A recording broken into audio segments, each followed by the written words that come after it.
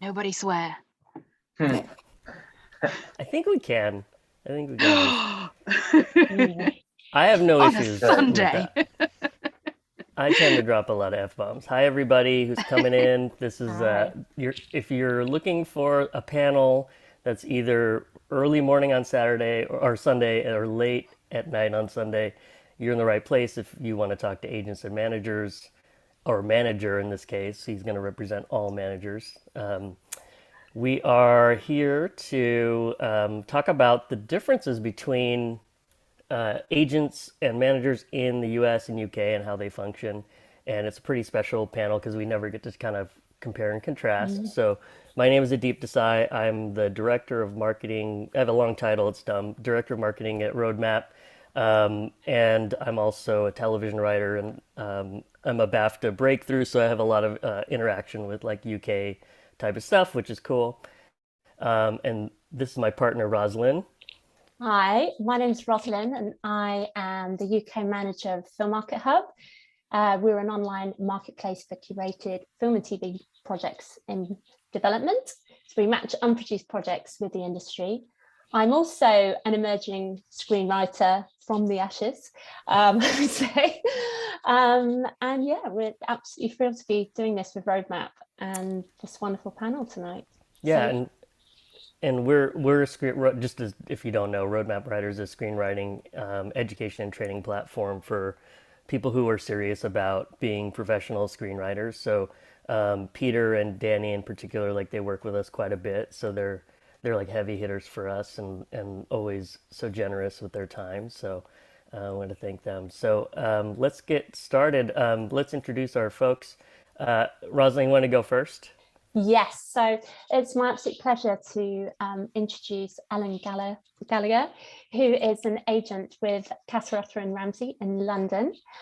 Ellen works with, her clients are literary, so she works with screenwriters and directors across film, TV, video games, and more.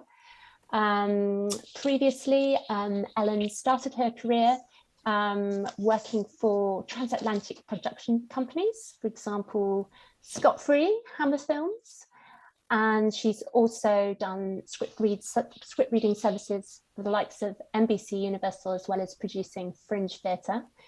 And after that, she worked with Blake Freeman Agency in their media department, where she got extensive experience cutting some deals with book to film deals before joining Casarotto Ramsay in London. Thank you. I hope that was, And I hope that was right. that's the UK side, and then Yeah. on the US side we have Danny Alexander, who's coming to us from Los Angeles. He's a TV agent at APA, focused primarily on writers, directors, producers in the scripted space, and he places an emphasis on diverse and marginalized voices, as well as storytellers, inviting us to worlds we haven't seen before, which I love. He's originally from Indiana, but he's been at APA for 7 years, which is a full service agency that works with clients across every aspect of the industry. Welcome, Danny. Thank you. Thanks for having me. Yeah. And then, of course, we have Peter, our resident manager, who's going to represent everybody.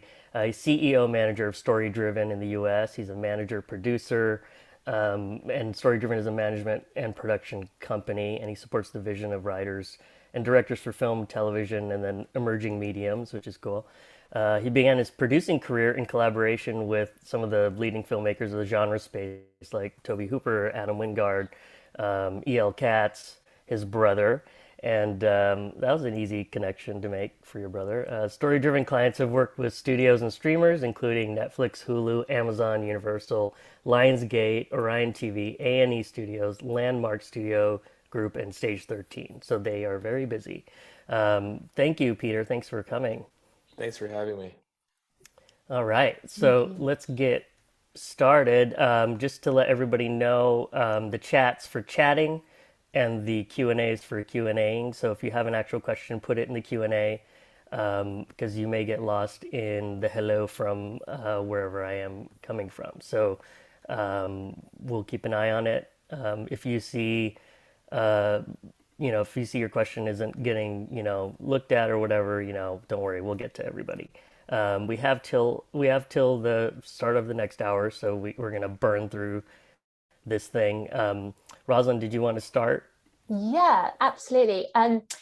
If we could kick off with just, I'd love to ask each of our wonderful panel if they could help us actually just define what roles agents, representatives, and managers have, specifically in the UK, because we don't have managers in the UK.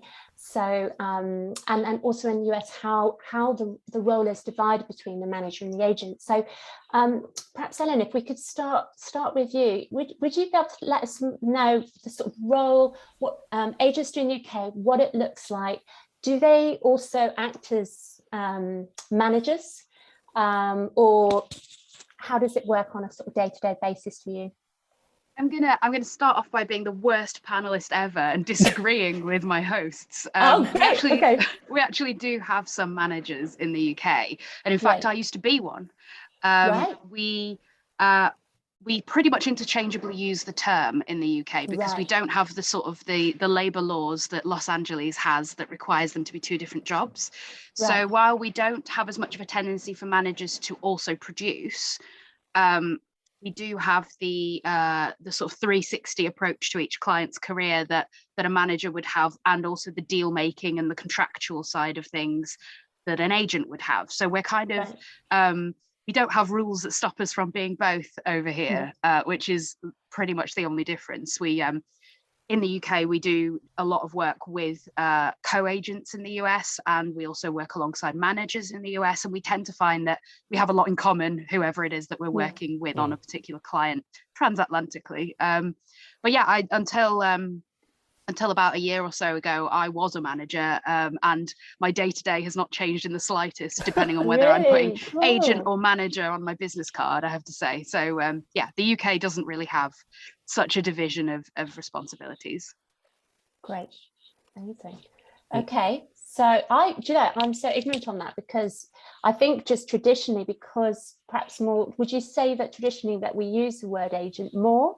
Or I think so, yeah. Yeah. I think but the manager role is more, probably a bit more well known in the music industry in the UK. Yeah. But all it kind of really means is that you're kind of part professional business manager and part sort of career therapist, as well as actually kind of doing the deals and selling the work. So yeah, I think the word manager kind of has a slightly more pastoral kind of feel to it as a word. I don't know if that's exactly the intention behind it, but I mean, you know, anyone who works with creative talent has to have that certain amount of, you know, people person aspect to their character in order for the sort of, because it's a trust-based relationship, whichever job it is that you're doing with the creatives. And I think the ability to kind of feel like they're seen by you and that you get them is important, whichever you are. Definitely. Yeah. And Danny and Peter, like, how does that work? You know, since we do have we do have this bifurcated kind of relationship legally, how does it work in terms of like how you work together for a client?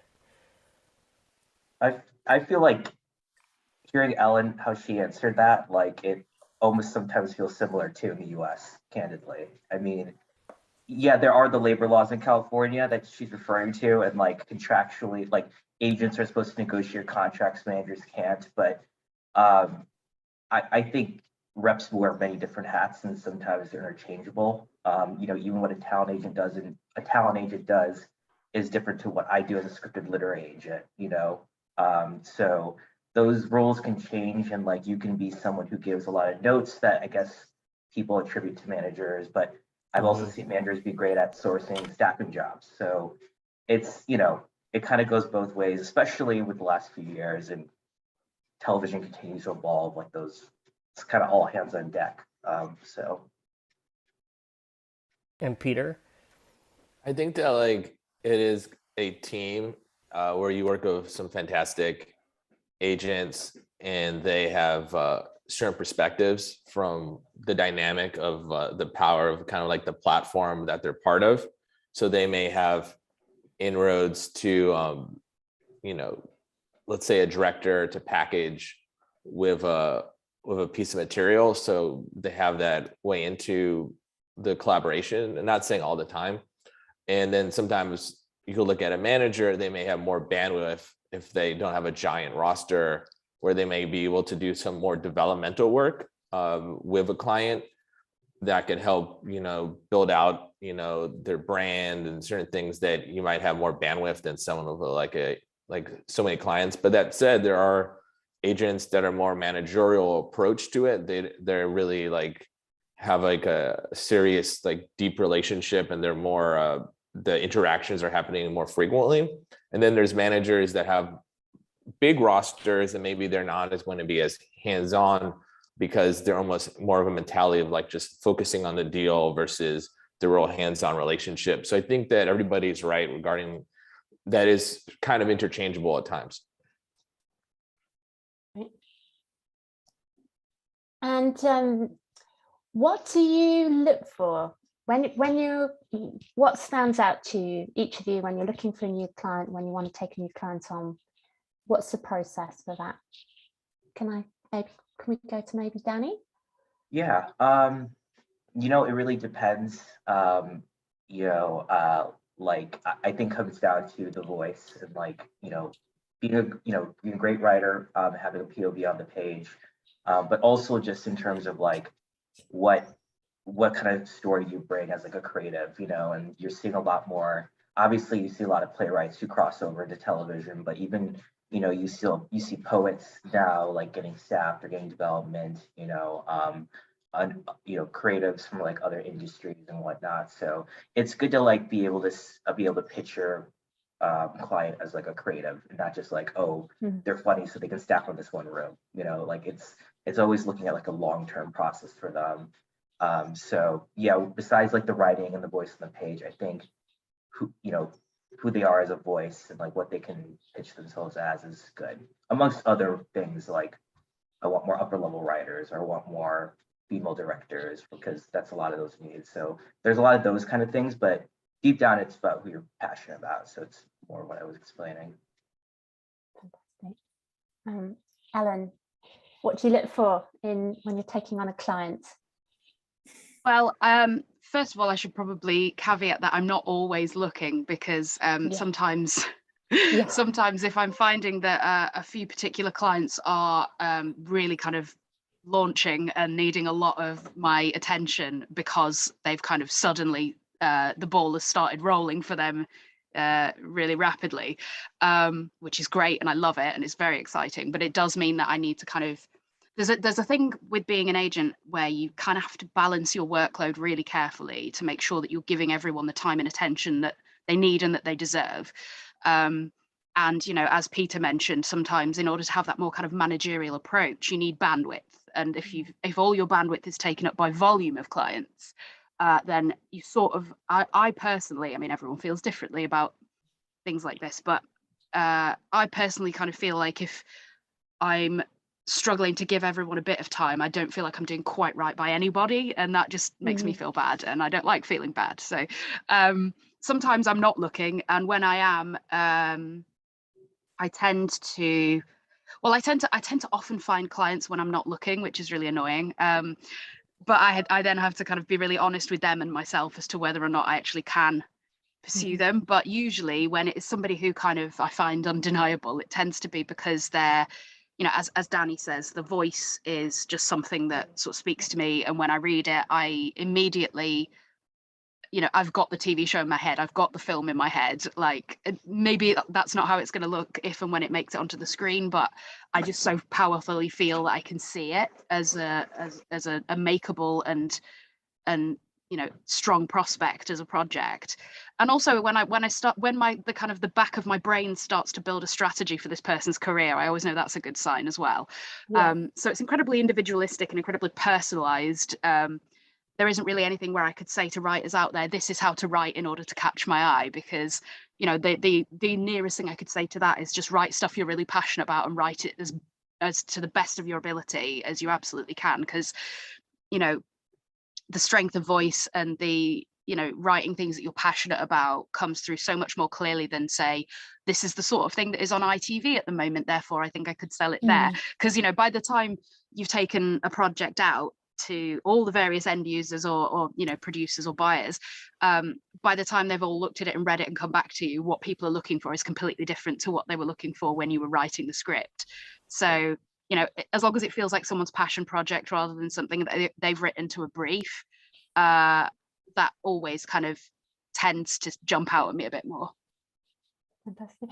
Is there a particular, just going down to actual practical things, if you absolutely love a script, would you take someone based on one script, or would you have to see like a portfolio of work? How does it work for you? That's such a good question, and I think everyone has a different answer to that. Me personally, I prefer to see at least 2 scripts, because you never know if, this is how I look at it anyway, if somebody's written one script that I completely click with and I get and I'm on board with, but that's the only example of their writing that strikes me that way, I don't want to take someone on and be the wrong agent for them. I want to make sure that I'm a career-long good choice for that writer. So to make sure that I've read more than one piece of work, to make sure that we really do click creatively as well as I think we do from that first one, is always a priority for me, because I don't want to take somebody, and sign them up and take them off the market for any other representatives and then discover that we weren't actually as good a fit as we thought we were. It's not obviously the end of the world if that does turn out to be the case between a client and their representative. Plenty of people will move from one place to another if there really isn't a fit there, but obviously we want to try and avoid that because we don't want to waste anyone's time. Absolutely. Thank you.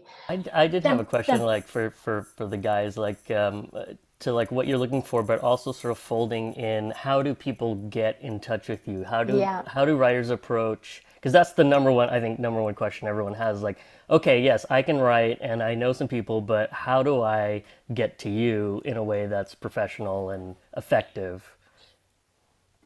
And Danny, if you want to jump in. Yeah, that's a good question too, because to Ellen's point, and I'm kind of contradicting myself, where it's like I love a good POV, and sometimes that supersedes like a particular need. But to Ellen's point, it's like I'll have certain writers that I need to focus on, and I need to kind of get broken through, because I have like it's good to have like a diversified client list, people who are more established. So it's more of negotiating for them, getting the new projects, but then you also have people on the opposite spectrum of more what we will call emerging voices, like people who don't have credits yet, but you're just really excited about the writing. And I've had a lot of clients who've gone ahead of a lot of success, who are at the supervisor producer level development deals, who, I kind of nurtured from that beginning, so, but I still have that bandwidth to do that as a younger agent, I think. But also there's only so many of those you can take on. Like there's only so many of those emerging voices I can send generally to this one producer. And like me personally, if I'm excited about a writer, I send one person anytime I'm talking to an exec on a particular week.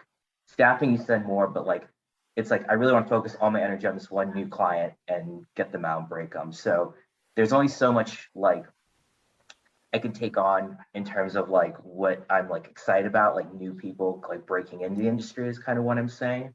But I think it's usually good, like getting on those like writing competitions. Like Austin Film Fest was like a recent program that we signed a client off of, and she's been staffed multiple times and has had development, all that stuff.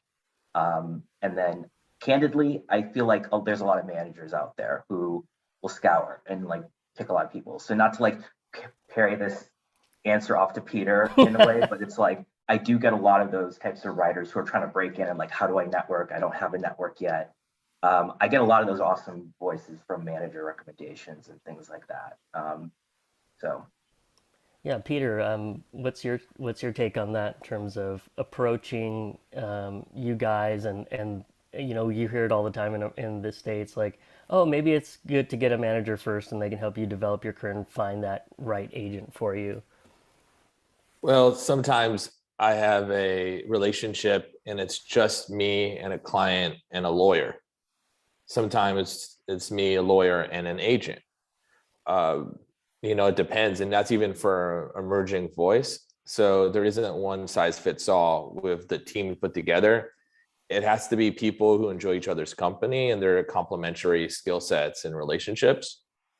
that's what I look to. So the dynamic is a spectrum, but in relationship to how I find clients, I could kind of break it down. I find them through platforms where there's kind of programs where they incubate writers.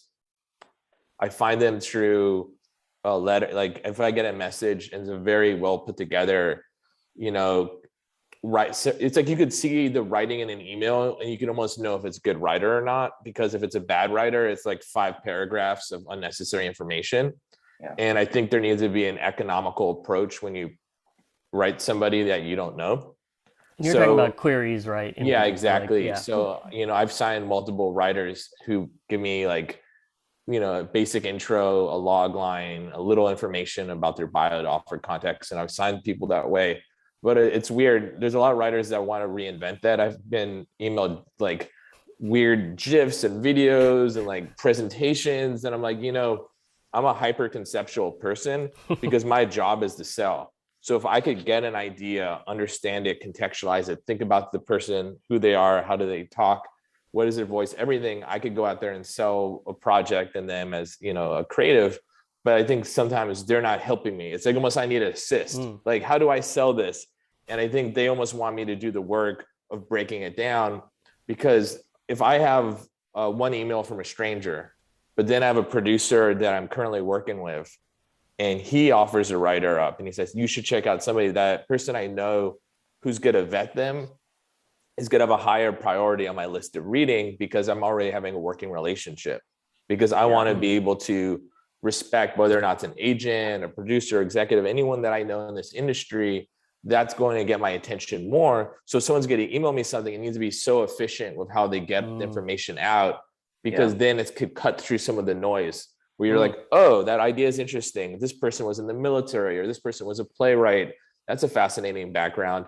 But it needs to be something where they meet me in the middle. Sometimes you get emails and somebody's still kind of working on the 20 different log lines that they sent me. So they're like, one's in development, this one's almost finished. I'm like, no, just give me one pitch. So I think I get it from programs, recommendations, random emails, people I meet. I also go out there and try to find writers from other IP. Like I've signed authors, podcasters, comic creators. I'm open to anything. I'm open to musicians, like anyone that's doing something interesting. I could do the developmental work to really figure out how to transition, because I've had IP creators transition to screenwriters and sell projects to studios. So for me, I think if you're a storyteller and you're interested, you could work across mediums. Fantastic. That's great. I'd love to actually just pick up on something that Peter just said there, because I thought it was a really good point about how you construct a query.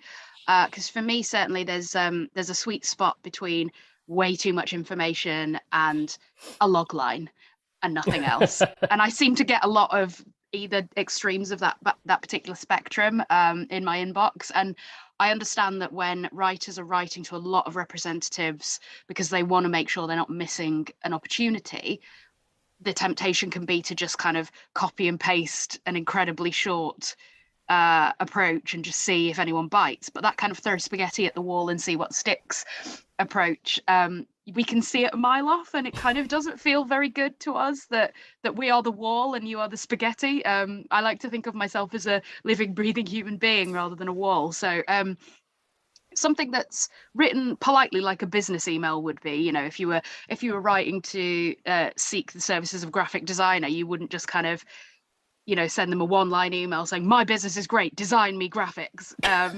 So don't do it to us either is my advice. But also equally, give us the sizzle and make us ask for the steak. Give us something that gets us excited about you as a writer and your projects, but not so much that it's going to take us a lot of time to read it, because I actually end up having to file a lot of those emails, because one thing that agents and managers I don't think would ever say they've got an excess of is time, because there's never a client who couldn't possibly benefit from a little bit more time being spent with them.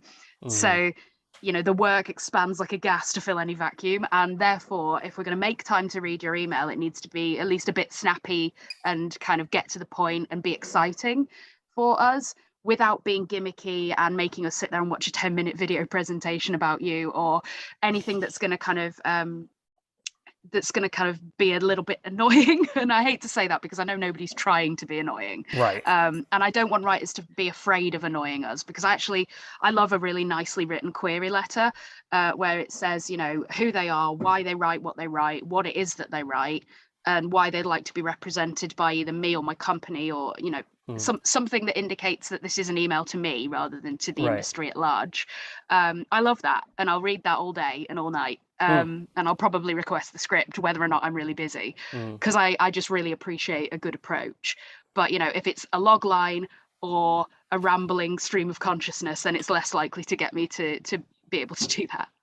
And to that point, when people query, this is something we hear a lot about. Like, people will attach a script when they query, and that's a big no-no, right? Like, you should only send the email and then just see if you guys want to read the thing and reach back out.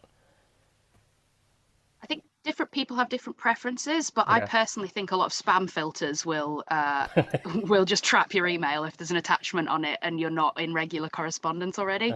So I think from an IT perspective, it's a bad idea. But I know lots of agents who actually prefer not to have to ask for the script and like it to already be there. But then again, that only works out for you if the email gets through the spam filter. So I would always say approach first and have them ask you for the script. Yeah, what do you guys think about that, Danny, Peter?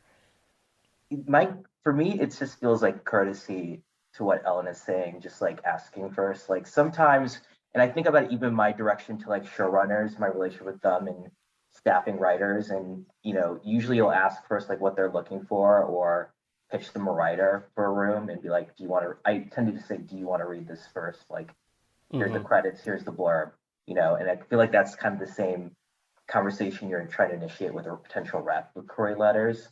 So very much to what Peter and Ellen were very eloquent about, was just like, how do you kind of frame that initial letter? But I think if you pitch yourself well and succinctly, then if there's no harm just asking, do you want to read it? Because then you at least know that you're engaging with them and you can follow up, you know. So great. Okay. I'm so glad you guys like went deep on that query thing, because it happens all the time, and I think you guys gave very good answers in terms of like, here, like a systematic way of doing it. Like, and they should know your company. They should know even something about you, like, oh, you rep this client and I really enjoy their work. You know, is that something that will get your attention more than just like, dear sir, ma'am? I think it's because you want a two-way fit. You don't just want to choose them. You want them to choose you too. Otherwise, it's not got that kind of reciprocity that a relationship needs to have. I mean, you know, if it was just about us picking people and we didn't need to care if they chose us back, then I don't know. I don't quite know how it would work in order to have that kind of trusting and you know, reliant relationship where, you know that if you advise them, they're going to take that seriously, because we spend a lot of our time advising, and we want to know that the person who's listening to the advice, you know, has respect for it, as well as us liking the writing or not. So I think, you know, we should get a sense that you've chosen to approach us because of whatever the reason is, not because we need our ego stroked because we don't like being treated like, you know, a faceless mass, but because it makes sense. It makes business sense to choose one another. Yeah. And with that choosing, in terms of when you see a writer that maybe has a voice, or and we hear this term all the time, brand. What does that mean? Because like I'm a director of brand management. I don't think I even totally know. That's a joke, but like I understand how to frame myself as a writer, but how do you guys go about like advising your clients, let's say, on how to present themselves, and then if people can do that work ahead of time before they get to you? I think it's just like a term we just float around in terms of when we come up with branding. It's like, you know, again, hitting the touch points about like, what do you want to write about? Like, what are you excited about? How do you see the world? Because again, I think from my perspective, at least, staff rooms are much shorter than they ever were, you know, and the episodic orders are, you know, 8 to 12 now. A lot of this is streaming television. We want creators. We want people who can go out there and like, have their own show one day. And like, hopefully that's the goal of a lot of writers. But the days of just like, okay, how do we put them in a staff room to another staff room? Like, that's just like 10% of like a writer's career at this point. Like you have to think bigger about their career just as much as I'm sure every writer thinks that way. So it's like, okay, when you think of Shonda Land or you think of, or Shonda Rhimes or Ryan Murphy, it's like, you see a brand, you see like and not to say like they're typecast because they, Berlanti could do Jack and Bobby and then you keep doing all this genre stuff, so there's a range from writers, but that's what we're talking about. I mean, we can go into like a TED Talk sometimes about branding and what that means or how flippant of a term we use it, but like, it's a gut reaction. Like when you hear about a certain client that I'm pitching you can visualize those shows, you can visualize, what they're going to be like. And so I think it's important to just talk about like what is your inspiration being in this industry? Like, what do you like writing about? What eras do you like writing about? Do you like politics? Do you like dramedy? What type of writers are you inspired by? Like, why do you want to write? So I think that kind of answers what someone's brand is. So. Yeah, that's excellent. Fantastic. Yeah, I mean, it's like what you like to write and why you like to write it is such an important thing, right? And a lot of writers can't articulate that. And I'm always like telling people, it's like, look at the things that you watch and read and see how that folds into like what you write and what you like to write. And at least that gets you closer, right, to a target. And maybe even if you're the sort of writer who really struggles to kind of self-promote or network or anything like that, imagine you're writing a character that looks, sounds, and has the background exactly that matches yours and what they would say, that might help. Yeah. That's great.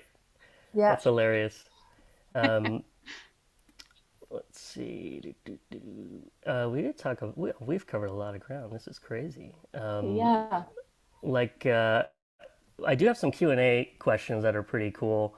A lot of people want to know if you're repped in the US or you're repped in the UK, how does it work in terms of going to the other side of the pond to be co-represented, and how does that work in terms of jurisdiction? We work with a lot of UK agents and subsequent clients, and I think the industries. I mean, I've noticed with UK agents, frankly, they have a better sense of European, content as a whole, not just UK. Like out of France, out of other productions like Lux V, Sky Channel, or sorry, Canal Plus, something like outside of UK, which I think for more international facing clients, especially out of Europe, because if we're just talking about the UK, I think that's a really important space and has a lot of different potential buyers there. And we work with those companies too, but they also have US divisions as well, like the Gaumont and such. So we tend to be interfacing with that amongst everything else going on in Hollywood, in the US. So there definitely is still different regions that not to say we don't interact with, but like, I think on a more frequent basis, when like our day-to-day is still different in that way. So there's a lot of communicating, exchanging information, talking with clients together about like overall strategy. But what I've noticed is with a lot of, clients of the UK, we're tending to shop their specs in the US, and even sometimes we'll talk to Netflix Europe or, a regional specific end of the streamer. But we're usually looking at the US market and buyers and producers and all that. And then going the other direction, let's say I wanted to have a show in England and I write primarily here. Why would I go to a UK agent, and how would I best utilize them or you in that kind of case?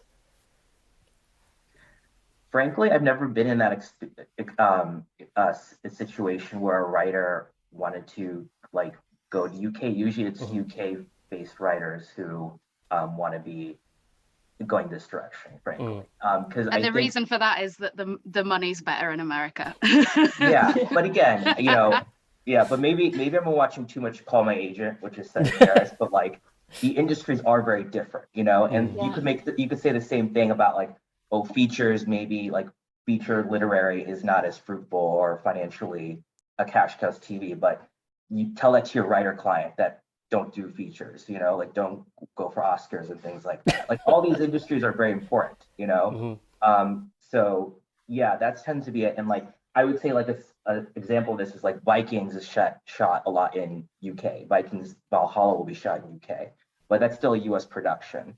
So like I think if we have clients who want like international facing content, maybe they want to make a Bruce Willis film for Asia, or something like that. Like that's still going to be like a Millennium US facing type of production, where the studio will still be like MGM doing a production internationally, but we're still, that's usually what that would end up being. So yeah, I'd say most typically it makes sense to get your initial agent in whatever territory you're writing the most in to begin with, and that will often just naturally tend to be wherever you're based or based nearest to. So, a UK writer living in the UK, writing UK stories it'll make the most sense for them to be represented by a UK agent or manager in the first instance. But then as their career grows, as their writing expands its horizons and they discover that they have written things that it makes sense to shop in the US, particularly specs and things like that, as Danny says, then we may well bring in a US co-agent. We will set up a load of meetings for that writer with anyone who might be interested in their work. We'll reach out to the ones that we know or that we think could be a good fit, and ask them if they're currently looking and would be interested in a collaboration with us on this person, and they'll read them, and then we'll set a meeting, and then the client will be the one to choose who they go with, but it'll be kind of shepherded by the UK agent, because effectively it's a relationship between the two agencies, because their primary agent, their first in agent effectively will kind of be the person they deal with most on a day-to-day basis, partly just because of time difference issues, but also because the majority of their work may well still be in the UK. But then it means that there's a boots on the ground person in the US with all that kind of local knowledge and brilliant, connections and day-to-day working within that industry that makes it the right choice for them to go out with the material that is set there, that is likely to find a home there.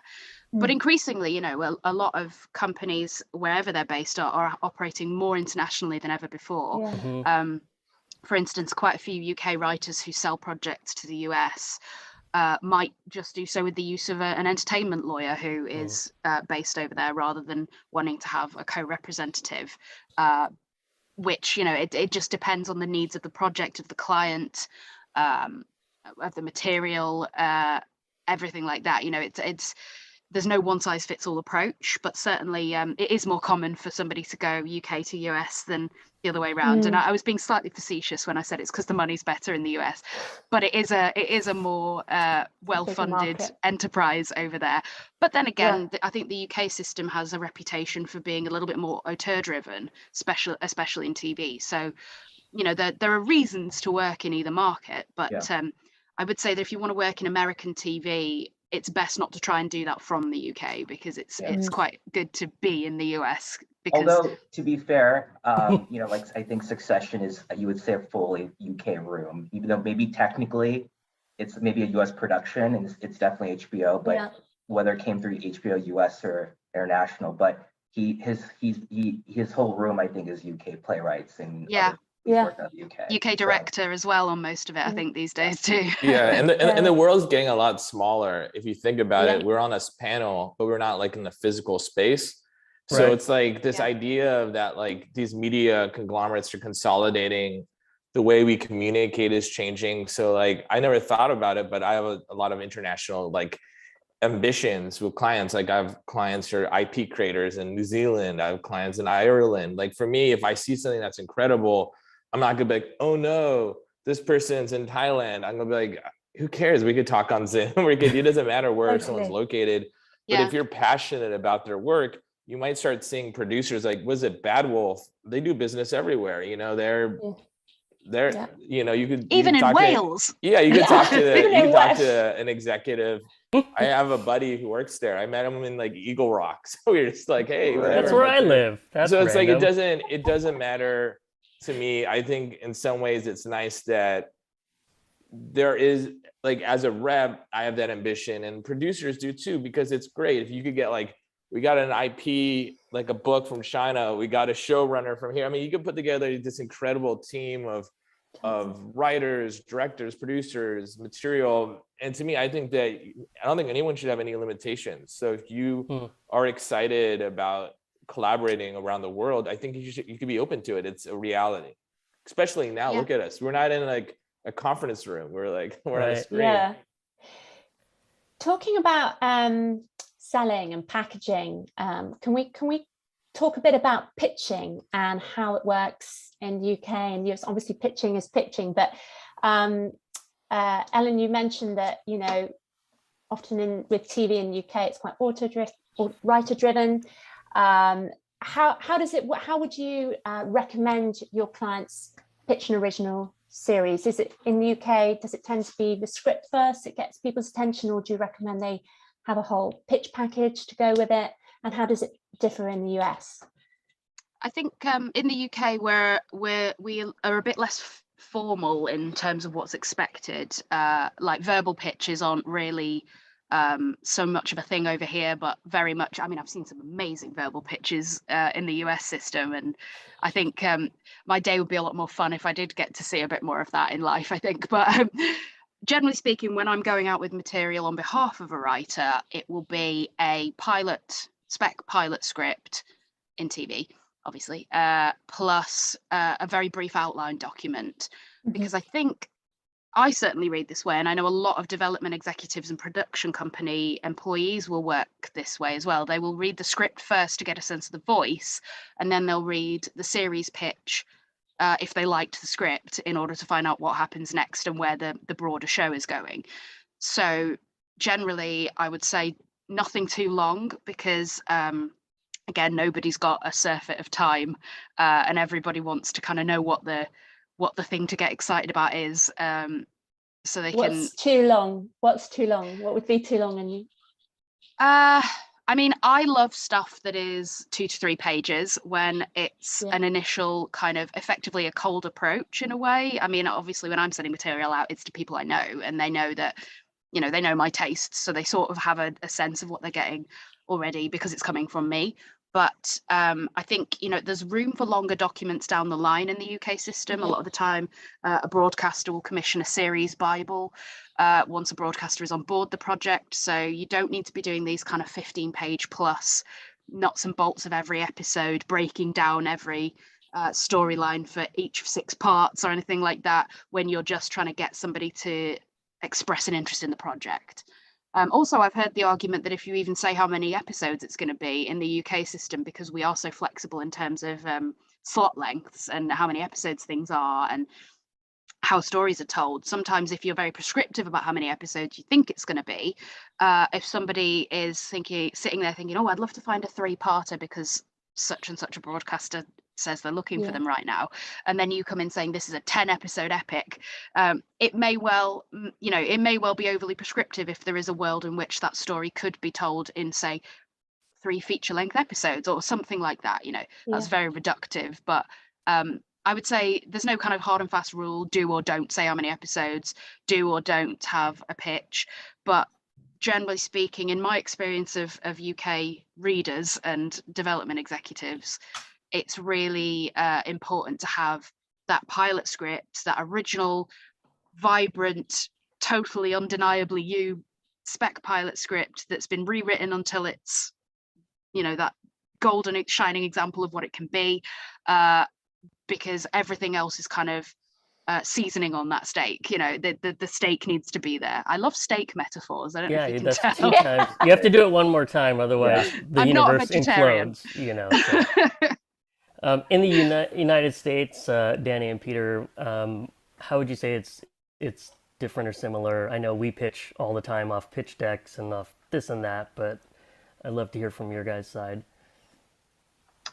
I feel like it's a similar answer actually, but no, it's being succinct. I mean, it really depends what you're starting with, right? So I think if we're shopping a spec, we'll send the spec, and if like the client wrote like a series doc, like again, 2-3 pages overview, not an episode breakdown, because again, to Ellen's point, I think that can be a little limiting. A lot that can change baseline order, a writer's room, all that stuff.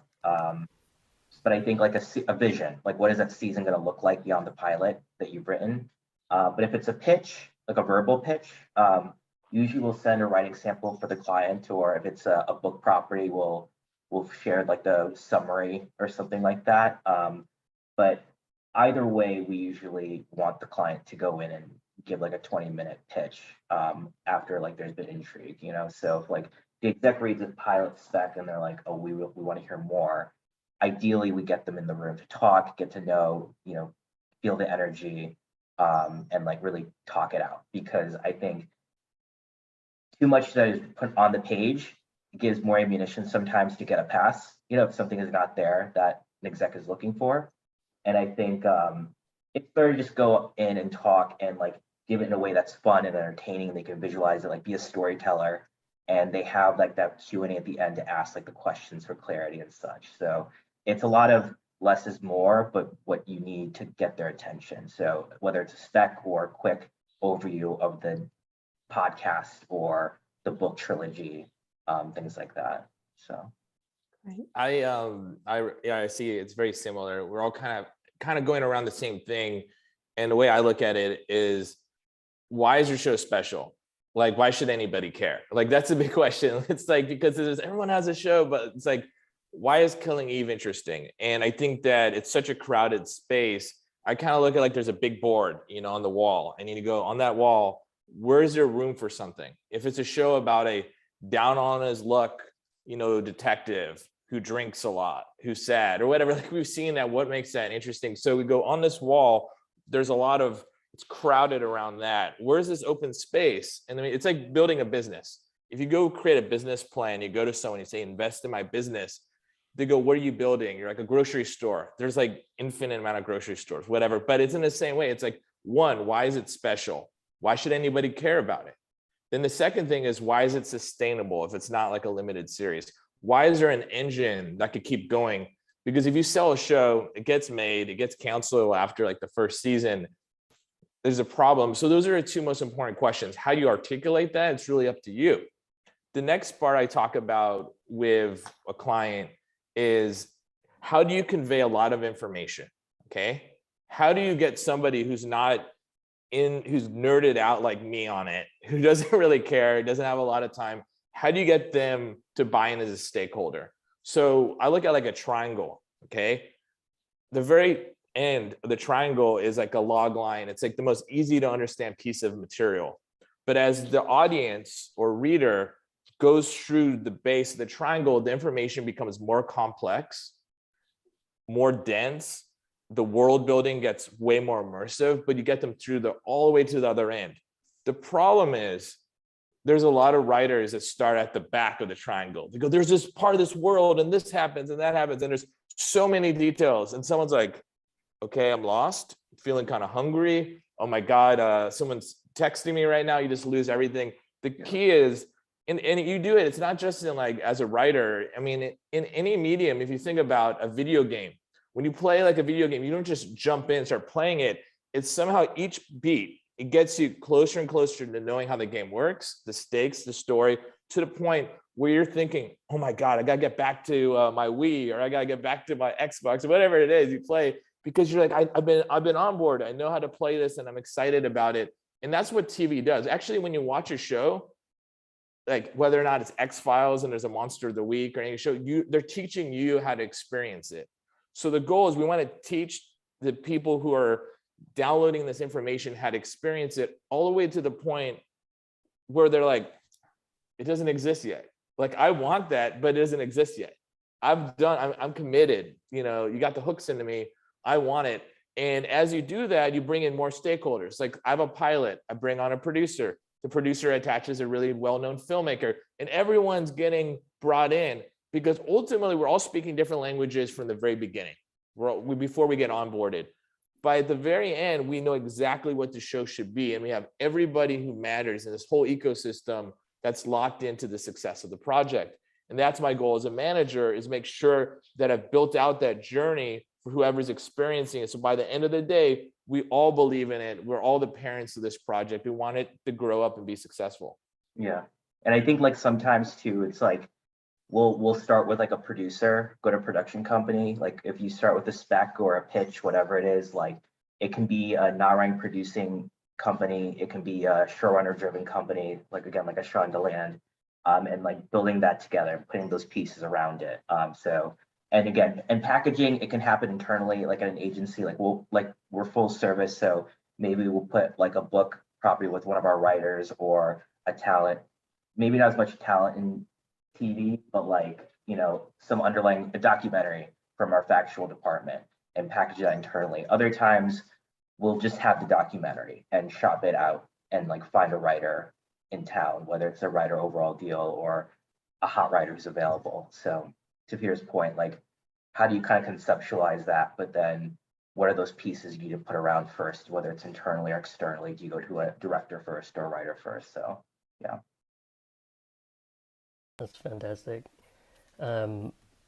What else? What should we? I know we have a bunch of Q&A stuff, right? Yeah. There's one that comes up a lot. Like, okay, if you're in a writing team and one person is in the UK, one person is the US, is that an issue for you guys in any way, or?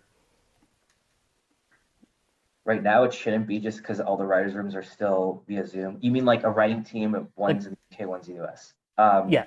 I think right now it works because, especially because like a lot of the writers' rooms are via Zoom and pitches are via Zoom. But I think that's going to gradually change, and I think that's when it'll get tricky. But I think, you know, it's the same situation when I have clients who are based out of New York.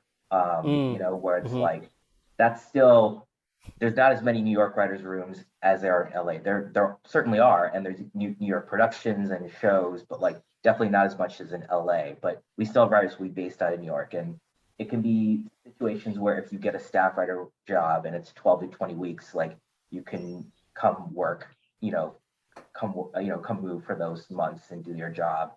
Or if you are a UK based person and you want to come to the US for a pitch, you just block out a 2-week schedule where you're doing a bunch of meetings and all that stuff. But I think in terms of the creative process between a US writer and a UK writer, I think someone said earlier, it's like we're all on Zoom right now, we're all digital. So it's like that's just depend on your two's relationship and how you guys handle creative synergy and communication, all that.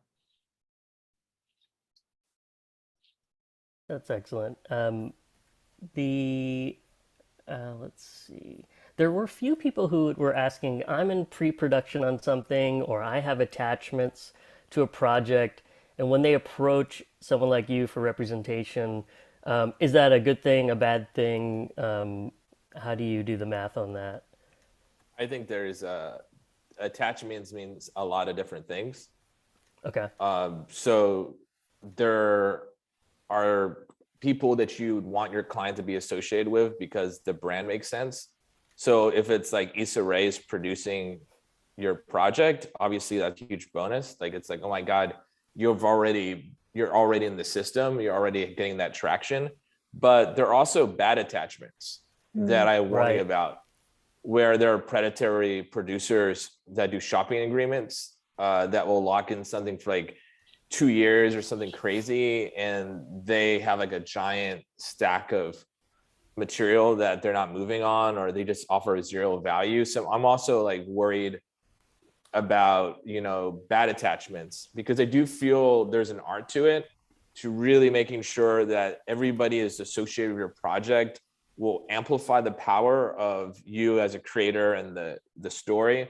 But then there's also people that kind of create friction, that slow it down or kind of block it. So I would be very careful about signing any paperwork with individuals that don't have a track record, and obviously making sure to have a lawyer. But sometimes I'll sign a client and I'm like, oh my God, I love this, script or pilot. And then there's like, well, you don't know there's a producer attached. And you talk to the producer and you're like, so tell me, what's your game plan? And they're like, I don't know. My game plan was just to lock in material. I don't have any access to anybody. And you're like, what's the point of this? Yeah. So I think people have to be very thoughtful of who they work with before the rep. So it's almost like in that point, you have to like do your due diligence and really like go out there and go, who has this person worked with? Was it a positive experience? Because before you have a manager and or agent, you're kind of like your own rep purely, and there isn't someone going out there to really like look around and make sure things make sense. So I think just randomly throwing people onto a project is not a value add. But if somehow you bring on the weekend to produce your show, I'd be like, wow, that's great. So you Can just I have do to that? all attachments are at the same level. So Yeah. you really have to you have to really be thoughtful of it, because it could be kind of a turnoff if your projects are controlled by people who kind of suck.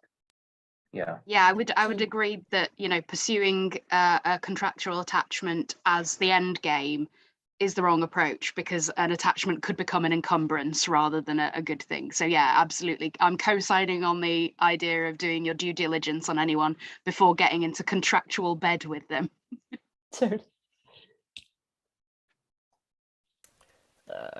That's great. You guys are doing it all. It's awesome. Writer directors, what when they approach an agent or manager, what maybe they have something in production, they're in pre-production, maybe they, like we said, have an attachment, maybe they have something going on. If they were to contact you and say, hey, I'm interested in representation, is there a particular way to couch their query or their email to you? You know, because we talked about queries earlier, and I think I agree with Peter what he said earlier, where, you know, you got to make that good impression because you're a stranger reaching out, essentially. And like, I'd rather take a recommendation from a producer I've worked with, or a manager I work with, or even a studio, whoever recommends me clients. I'd rather be someone in the industry whose opinion I trust, you know. But I think like when you pitch yourself and like you have stuff in production, that shows that you're, you know, if you're attaching a shot with a random producer, yes, I also don't recommend that, you know, or like vet your processing when you vet a potential rep. Like, do they have connections? They know what they're doing. But I think if you have things actively in production, you have like things going, and like maybe it was a studio out of the UK and you're telling a US agent, like, you know, I'm working with, Sky, or I'm working with, Canal Plus in production on these things. I like to hear that you're being active and you're being busy. Like, I think if you actually have like tangible things working with like actual studios or buyers or producers, that's worth noting, I think, because I think being busy, knowing that you already have something of a career like taking off, like it's good for me to know. So I know, like, okay, they already have exposure in the space. It's just a matter of getting them more exposure in the US, you know. So that's nice to know sometimes. Mm-hmm. Mm-hmm. And it may sound like an obvious thing, but also make sure that we can see some of your directing work, whether that's a short film or, well, preferably for me, a short film, because I like to be able to see storytelling and visual style and various things like that. But, you know, if you're a really experienced commercials director, then I know that can be a transferable skill, quite obviously, as well. So as long as there's a chunky amount of work, you know, that we can take a look at, like a fully completed short that really sets up your stall as a filmmaker in microcosm, then that's really helpful for a writer director approaching a rep, because a lot of people will say, you know, I write stuff and I'd like to direct it as well, but I can't actually prove that I can direct, and that is Right. a tricky. That's probably a bit early for a rep to get involved, because we can't necessarily wait for you to learn the craft of directing in order to start working together. So if directing your own work is something that's really important to you, I would say cut your teeth on some shorts before you start looking for rep, because that's going to be the best way to sort of present yourself as the whole package, rather than a writer who would quite like to direct but isn't sure when they're going to find the time. I totally agree. I think that like so when you're a writer, you're giving like this incredible vision for something, but if you see it, it's undeniable. When you're a director, you're taking on risk, because you're giving somebody money and you're saying, I want you to spend this money in the best way possible. So like a director, every time you see a director move up a budget, they're getting more buy-in by all the people involved with the project. And that buy-in could be financiers, it could be actors, it could be a studio, whatever. But when you're a writer, you could write a movie that's like $100,000 budget, and then next year you write a movie that's $100 million budget. Is it good or is it bad? Or a pilot, it could be as ambitious as you want. But directors have to like be able to prove each time, be vetted on their journey. So if you're like a writer and you really want to direct, you have to know that you're trying to communicate a vision, and your challenges are risk. You're looking at money, or at least actors who are buying into you, as risk. So whether or not it's doing your short films or creating the most incredible pitch deck or montage or creating material, you're trying to tell people you could trust me, that you're in good hands. And obviously the more material, the better, but it isn't an instantaneous buy-in that you wrote something phenomenal that they're gonna let you direct it. You have to be able to convince them that even though you may have limited experience, you've done some short films, that you're the only person to do it.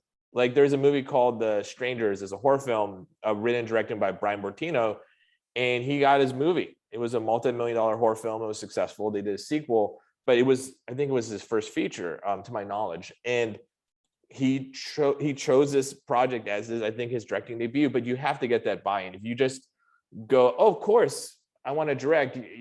People are like, oh, so we're going to give you a lot of money? Can we trust you with all that money? Right. So I think that like directing includes another dynamic that gets into the writing, which is risk. And if you could be able to get people comfortable to partner with you, then you get that buy-in, because there's plenty of writers turned directors, but you just have to get people to believe in you. Right. We're out of time, but I have one question that I like to ask. And Rosalind, if you have a question you want to ask, Okay. you should ask first, because mine is like a good closer. Okay, well, I have one just because I've seen it pop up in the chat quite a bit. We've got a lot of people zooming in from all over Europe and all over the world, so it's fantastic. But yeah, we've had a few questions like, if you're outside, if you're not in the US or the UK and you want to get representation in the US or UK, would it be the same process? If they're writing in English language, or if it's a foreign film, how would they go about getting representation? I think it's the same. I mean, Yeah. just, It's make sure you're approaching people that you think are going to get you and that are going to get excited about your work. But I think, we represent a lot of non-British clients at Casarotto. So I think, we certainly aren't put off by you not being in the UK by any means. In fact, it makes for a nicely diverse client list in the true meaning of that word, when we've got voices from all over the place telling all different kinds of stories from different viewpoints. So, it certainly wouldn't put us off. Fantastic. So Yeah. I think... Yeah. And I think from a US perspective, like film festivals, we're always signing, like, like from this past Sundance, we were looking at films from Finland and, Asia, other parts of the world, and signing those clients. Looking at content regionally, whether it's international shows or looking at local networks and stuff, because again, like a lot of these big shows now on Netflix are Spanish, Korean, like there's all these big formats now that are getting success. So there's a lot of ingenuity in that too, about like sourcing and where we're looking at people. So even finding success in whichever region, we say region, but whatever country or state you're from, Right. That getting that exposure there can help cross over to the US. Because we have Money Heist and we have Squid Games and we have all these huge international hits. Yeah. My final question, it's the one I always ask, and people in the chat wanted to hear, what have you guys watched recently that you really like, and whether it's something that you represent that kind of material or not? What's the stuff that's got you hooked right now? Anytime people ask me this, I have to look, because I feel like I go through so much TV. I have to genuinely go through all the streamers, like, what did I watch recently? Because like, I like what I watch, but sometimes it's just so much coming through. For me personally, I've been watching Call Me Agent, which is a Netflix show. Love it. Yeah, which is set in Paris, and like it feels more, it's like a grounded version of representation than like what Entourage was, and it feels very relatable, like that one-to-one connection. Even the fact that like there is like politicalness between the colleagues, they all still genuinely care about their clients. They have like their best friend at work and personal. They're grounded in it. Like that feels actually very relatable as an agent, even here at the US. And then It's a Sin was really good on HBO Max, which is a limited series on the UK. Yeah, so those are just a couple. I could keep going, but there's a couple. Peter, Shall I go? or Ellen? Anyone? Yeah, anyone go. I I think, you know, Squid Game was a game changer for me. Sorry, pun intentional. Because it sort of, I was aware of Korean cinema, but not so much TV. And it really kind of, you know, because I'd heard about it, and I've always been a huge fan of the movie Battle Royale. And I'd heard that it was kind of like for people who liked that, but in TV. And that's all I knew when I started watching it. But the color palette was like all the colors that I wear and dye my hair and things like that. So just on a very kind of sensory level, I just felt like it really got me. And also, you know, there was the debate of whether to watch it with subtitles or dubbing, and there were people who would violently defend either option. So I ended up kind of doing a bit of each, and finding it was a very different experience each way. So it just felt like, you know, there were so many layers to it to keep on peeling back and enjoying. So I super loved that. And then, you know, I could watch Succession until, you know, ad nauseam, literally. Like any show that finds grim humor in terrible characters, it's always going to appeal to me. I think, you know, it's kind of a stereotype to say that's quite a British sensibility to want to find grim humor in everything. And I don't think it's remotely exclusive to the Brits, but it's definitely something that I see in myself, and I see it in Succession. All right. Peter, what's on your radar? Okay, I love all those shows you guys just mentioned. Succession, I'm addicted to it. I'm getting withdrawals. I need more Succession. Call My Agent. Watch through that. I'm gonna watch the remakes of it. I like that show so much. It could be like 5 remakes of it. I'll watch it as long as Make it a movie. around as good. And most recently, I've been also just hooked to The After Party, which is that murder mystery on Apple. And the actors on it are like brilliant comedic talent. And unfortunately, they release it once every week, which bums me out. So me and my wife have like conspiracies who did it, and we're just waiting for the show to continue, because if I had my druthers, I would just binge it all on one Sunday, but I can't get to it. So it's a really fun show, and yeah, it's so silly, and it's very meta. It's like a breakdown of the genre, but then it's a breakdown of other genres. And this is not a spoiler, that each flashback is in a different film genre. So as they talk about each suspect's, you know, story, it's being told in a radically different genre. So it's a lot of fun. So the director and the writers have such flair with what they're doing with it. But yeah, it's a really enjoyable show. That's great. I always love hearing that, because like that's why we're here, right? We're here because we love this thing, and I think we can get caught up in the business of it and what should I do? But it's like, what do you love and what do you want to show people that you have in like your authentic voice? It's like it really just kind of comes down to that.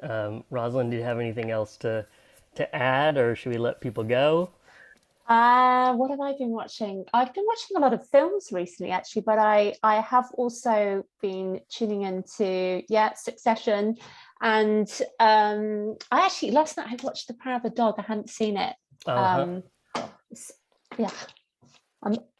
amazing. Yeah, I was blown away by that. Yeah, I'm watching that tonight. I just did all of Yellow Jackets. I'm rewatching Search Party. I'm going to start Station 11 soon. I just rewatched Dark like over again. Like, that's just so scary. It's just crazy.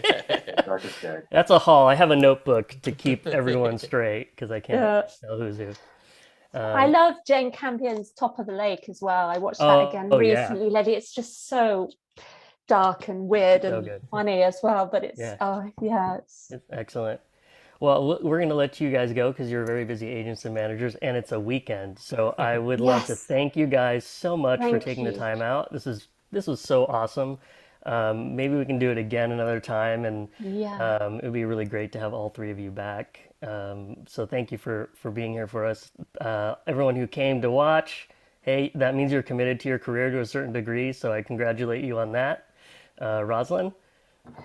Yeah, again, huge thank you. And thanks. We'll love to have you back. And I'm going to do a little shameless plug for Filmarket Hub, because we've just opened a call for projects for our annual online pitch box for film and TV series. And we've got some amazing companies coming. So check us out online for that. Have you got anything coming up at Roadmap?